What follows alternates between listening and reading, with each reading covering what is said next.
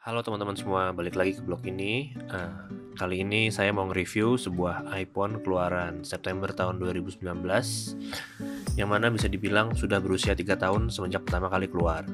Nah, meskipun begitu, pasti banyak di antara teman-teman nih yang tetap mengincar HP ini sebagai alternatif yang mungkin baru akan pindah dari iPhone 6 atau bahkan mau hijrah dari Android, tapi pengen coba iPhone yang lebih terjangkau dulu. Nah, nggak usah lama-lama, langsung aja kita bahas HP yang satu ini.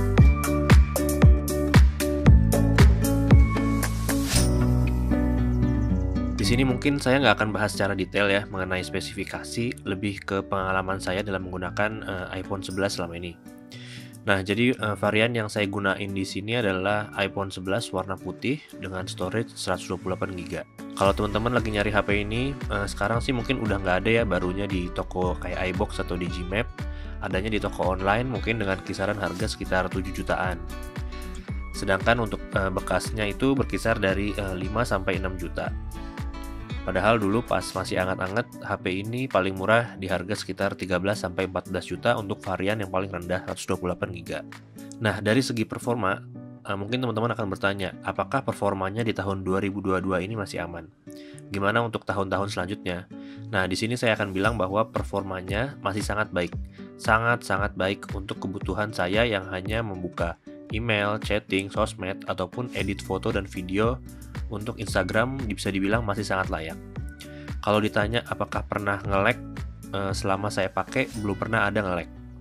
Nah, tentunya ini bisa berbeda ya dengan teman-teman yang mungkin punya keinginan untuk main game.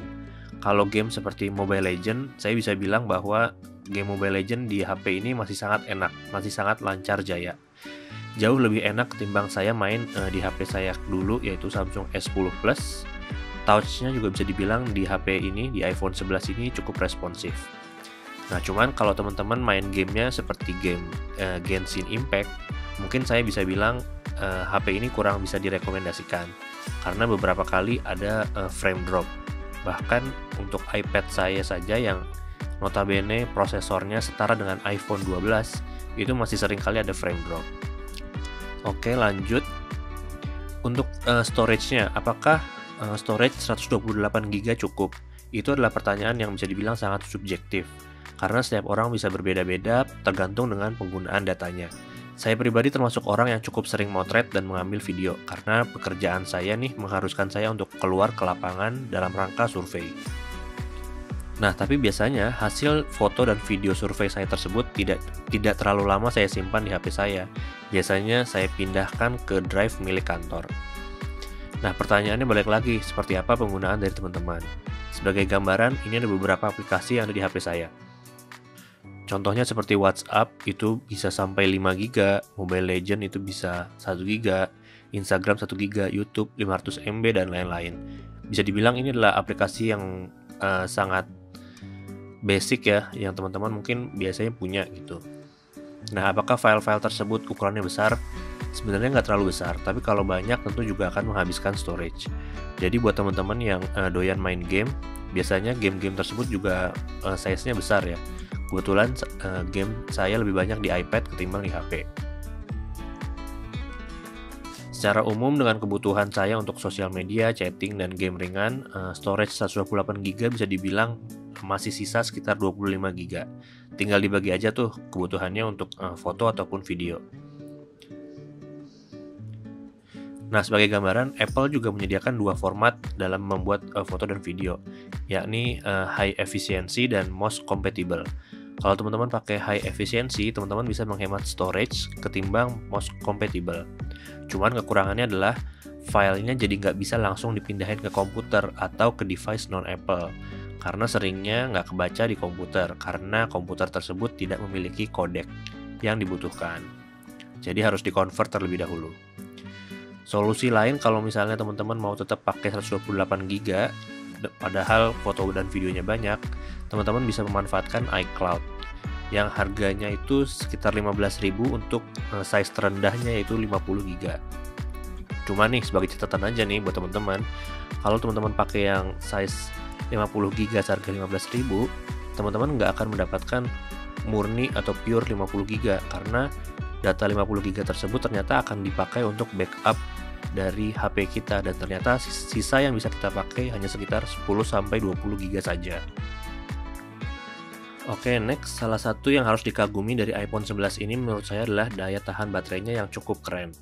Dalam waktu 1 hari penuh, saya bisa menggunakan HP ini tanpa takut kehabisan daya. Ketika konten ini saya buat, battery health saya itu di sekitar 88%. Bisa dibilang cukup drastis ya, dari 100% pada awal membeli. Nah, padahal saya udah menggunakan metode charging kira-kira sebelum 20%, saya sudah harus ngecas dan mencabutnya di sebelum 90%. Nah, penggunaan saya sendiri sehari-hari, terutama saat bekerja di kantor, bisa dibilang sangat jarang saya mendapati saya kehabisan baterai. Bahkan ketika sampai di rumah, saya masih punya sekitar 40% di jam 6 sore. Namun berbeda halnya ketika saya menggunakan HP ini untuk survei lapangan. Saya sering menggunakan Google Maps, foto dan video, sehingga baterainya juga akan kewalahan. Nah, kemudian untuk aspek layar, bisa dibilang iPhone 11 ini merupakan aspek yang paling lemah di antara iPhone-iPhone lain. Karena iPhone lain seperti iPhone X, iPhone 12, dan iPhone 13 itu sudah menggunakan teknologi layar OLED. Sedangkan untuk iPhone 11 dan iPhone XR itu masih menggunakan LCD. Jadi untuk iPhone yang sudah menggunakan notch, hanya iPhone XR dan iPhone 11 saja yang masih menggunakan LCD. Pertanyaannya, apakah sejelek itu sih pakai LCD? Sejujurnya sih enggak, bagus-bagus aja, tetap tajam. Saya sudah bandingin secara head to head sebelah-sebelahan dengan iPhone 13 Pro.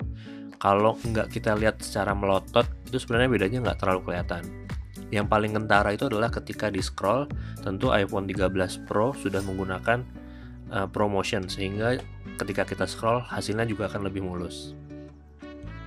Nah, yang saya kurang suka dari iPhone 11 ini di bagian layar sebenarnya lebih ke bezelnya yang tebal, serta membulat atau bisa dibilang membuat curve ya.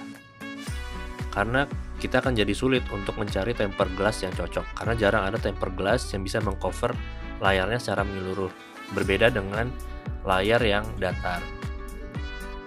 Cuman ini preferensi aja sih gitu.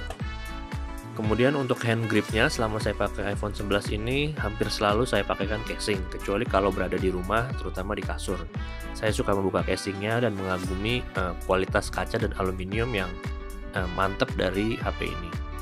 Feel digenggam juga sangat nyaman dengan pinggiran yang membulat. Sangat berbeda ketika saya memegang iPhone dengan pinggiran yang kotak. Sayangnya, dengan pinggiran yang membulat ini juga ada kontribusi pada genggaman yang terasa licin, sehingga nggak berani deh saya pakai lama-lama HP ini tanpa casing. Untuk aspek kamera, pada saat konten ini saya buat belum ada ya foto head to head dengan HP lain yang saya ambil secara bersamaan.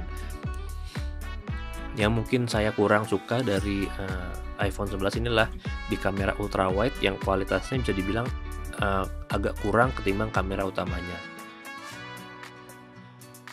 Nah, secara kesimpulan, kira-kira apakah iPhone 11 ini layak untuk dibeli di tahun 2022?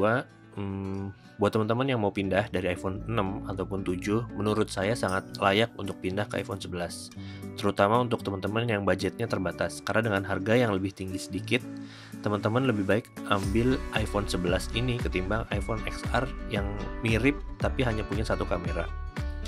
Nah, kalau teman-teman punya budget lebih atau mau lebih sabar lagi menabung, saya lebih rekomen untuk ambil seri iPhone 12 karena sudah menggunakan layar OLED serta berbagai improvement di kamera dan juga efisiensi baterai.